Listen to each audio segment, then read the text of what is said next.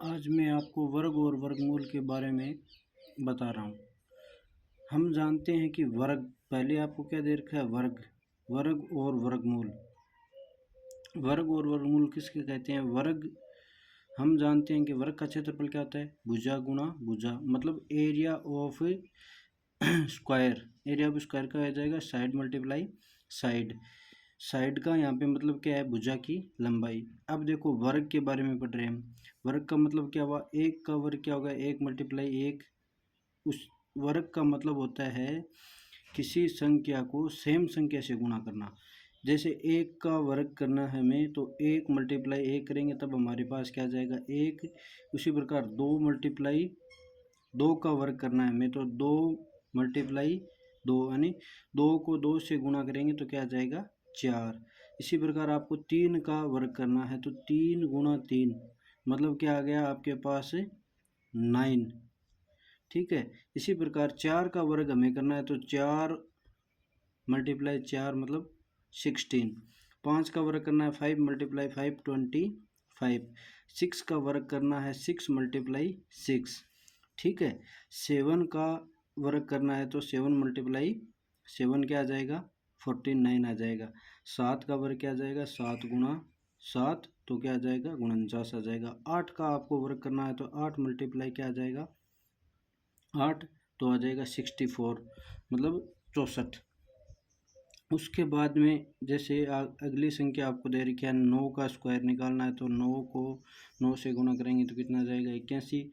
10 को 10 से गुणा करेंगे तो कितना आ जाएगा? 100 आ जाएगा। उसी प्रकार 11 का स्क्वायर निकालना है, तो 11 मल्टीप्लाई 11, तो आपके पास आ जाएगा 121 आ जाएगा।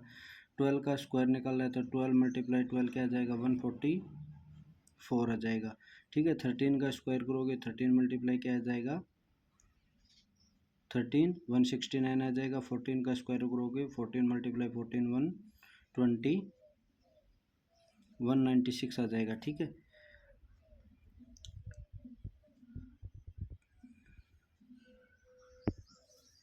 अब देखो 15 का स्क्वायर, तो 15 मल्टीप्लाई क्या आ जाएगा? 15 आ जाएगा। 16 का स्क्वायर करोगे, 16 मल्टीप्लाई 16, तो क्या आ जाएगा? 256 आ जाएगा। 17 का स्क्वायर करोगे, 17 मल्टीप्लाई 17, तो टू क्या आ जाएगा? 289 आ जाएगा। इसी प्रकार 18 का स्क्वायर करोगे, 18 मल्टीप्लाई 18, तो 324 आ जाएगा। 19 का स्क्वायर करोगे, 19 मल्टीप्लाई 19, तो क्या आ जाएगा? 361 आ जाएगा। और 20 का स्क्वायर करोगे, तो 20 मल्टीप्लाई 20 400 आ जाएगा। इसी प्रकार 21 का स्क्वायर करोगे, तो क्या आ जाएगा? 21 मल्टीप्लाई क्या आ जाएगा? 21, तो 441 आ जाएगा। और 22 का स्क्वायर करोगे, तो 22 मल्टीप्लाई क्या आ जाएगा? 22, तो आपके पास आ जाएगा 484। अब देखो 23 का स्क्वायर करोगे, तो क्या आ जाएगा? 23 मल्टीप्लाई 23 529 आ जाएगा। 24 का स्क्वायर करोगे या 24 का वर्ग करोगे, तो 24 मल्टीप्लाई 24 क्या आ जाएगा? 576 आ जाएगा। और 25 का स्क्वायर करोगे, तो 25 मल्टीप्लाई 25 625 आ जाएगा। ठीक है। अब इन संख्याओं को, वर्ग संख्याओं को अवलोकन कर लीजिए एक बार आप, कि कौन सी संख्याएं किसका वर्ग है, इसका इकाई का अंक क्या आ रहा है और दहाई का अंक क्या आ रहा है। ठीक है। आपने एक बार और मैं ब्रीफ रिविजन करवा देता हूँ। जैसे 1 का स्क्वायर करोगे, वर्ग संख्या किसको बोलते हैं? एक का स्क्वायर क्या करोगे? एक। एक मल्टीप्लाई एक करोगे, तो क्या आ जाएगा आपके पास? एक आ जाएगा। और 2 का स्क्वायर करोगे, 2 गुणा 2 क्या आ जाएगा? 4 आ जाएगा। 3 का स्क्वायर करोगे, 3 गुणा 3 मतलब 9 आ जाएगा। 4 का स्क्वायर करोगे, 4 गुणा 4 16 आ जाएगा। 5 का स्क्वायर 5 मल्टीप्लाई 5 5 आ गया। अब देखो इन संख्याओं को मल्टीप्लाई करने के बाद में इकाई का अंक क्या आ रहा है?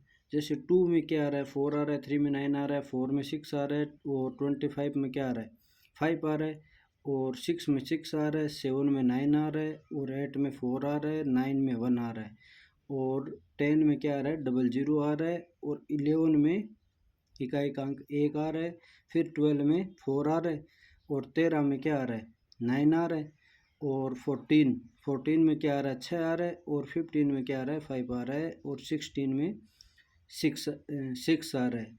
17 में क्या आ रहा है 17 में 9 आ रहा है, और 18 में क्या आ रहा है 24 मतलब 4 आ रहा है इकाई का अंक।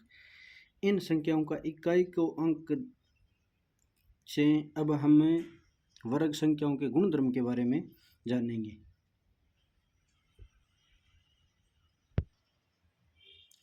अब देखो वर्ग संख्याओं के गुणधर्म, नंबर एंड देयर प्रॉपर्टीज। ठीक है, वर्ग संख्याओं का इसमें क्या देखो, वर्ग संख्याओं का अंतिम अंक या इकाई का अंक हमेशा क्या आता है 0, 1, 4।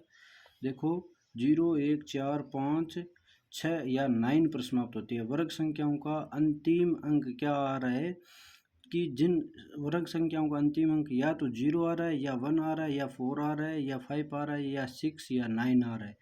ये ध्यान रखने वाली बात है। अब मैं आपको वापस एक बार वो सारणी दिखाता हूँ।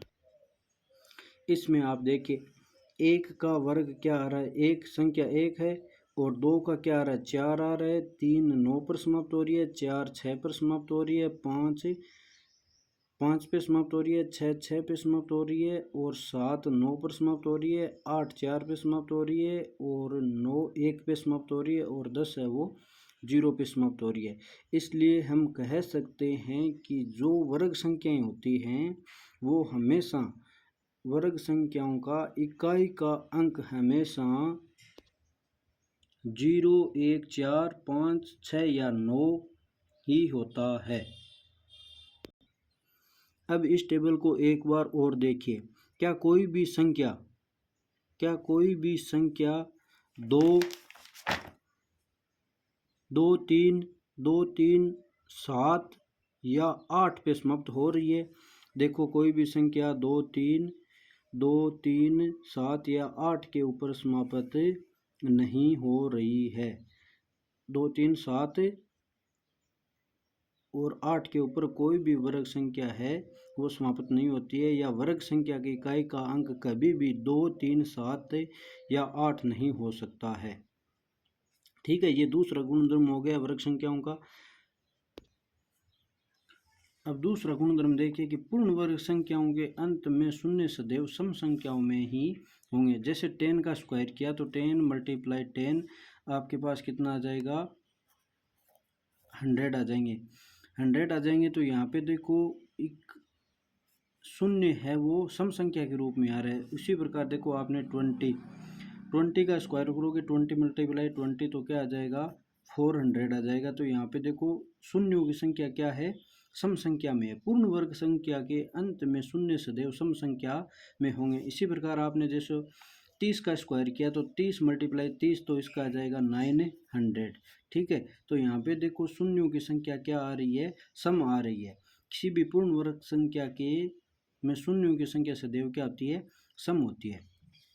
ठीक है, अब तीसरी प्रॉपर्टी में आपको बता रहा हूँ, यदि एक संख्या के इकाई के स्थान पर 1 या 9 आता है तब उसकी वर्ग संख्या के अंत में 1 आता है। वर्ग संख्या के अंत में 1 आता है। ठीक है, यदि किसी संख्या के इकाई स्थान पर 1 या 9 आता है तब उसकी वर्ग संख्या के अंत में भी 1 आता है। ठीक है, इसको आपको एग्जाम्पल से समझाता हूँ। हमारे पास संख्या 1 है तो 1 को 1 से मल्टीप्लाई किया तो 1 आ गया। अब संख्या ले ली हमने 9। इकाई के स्थान पर क्या आ रहा है 9 आ रहा है, तो 9 को मल्टीप्लाई करेंगे 9 से तो आपके पास कितना आ जाएगा 81। 81 में इकाई का अंक क्या है 1 है, और 1 में इकाई का अंक क्या है 1 है। इसी प्रकार 11 को आप 11 से मल्टीप्लाई करोगे तो आपके पास 121 आएगा। इसमें भी देखो इकाई का अंक 1 है तो इसमें भी इकाई का अंक 1 है। इसी प्रकार आपने 21 मल्टीप्लाई 21 तो इसका क्या आ जाएगा 441। तो आपके पास इकाई का अंक क्या आ रहा है 1 आ रहा है। ठीक है, और एक संख्या और बता देता हूँ, अगर 19 हमने ले लिया तो 19 का स्क्वायर करोगे तो आपके पास क्या आ जाएगा 19 मल्टीप्लाई 19 करोगे तो आपके पास 361। इकाई का अंक क्या आ रहा है 1 आ रहा है। तो आप कह सकते हो कि यदि संख्या में इकाई का अंक 1 और 9 हो तो इसके वर्ग का इकाई अंक क्या होगा? इकाई अंक 1 होगा।